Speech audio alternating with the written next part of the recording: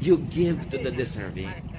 Hindi yung anak, kawawa naman yung kapatid mo, walang kapera-pera, so sa kanya lang natin ibigay itong bukid. Eh kaya naman walang kapera-pera yung anak nyo, sa katamaran yan. Hindi yan nag-aaral, hindi yan nagsikap, tapos sa kanya yung ibibigay yung bukid. Eh ikaw naman kasi, magaling ka naman ng abilidad mo, so bahala ka na sa buhay mo. That is injustice. At maraming magulang ganon. They reward their most lazy son with freebies. And they punish the responsible children with a lot of responsibilities. Kaya paulit-ulit, paikot-ikot yung ating culture of mendicancy, of dependence. Dahil sa mga konsentidor na magulang. Iiyakan yung anak na masipag, kawawa naman yung anak mong, yung kapatid mong tamad. So yung pinagsipagan mo sa kanya mo ibigay.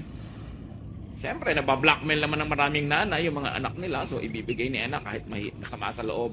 But that is not right.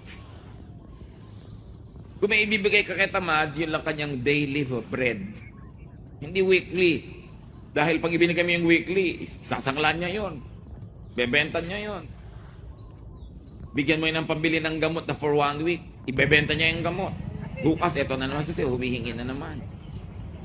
So give to the deserving.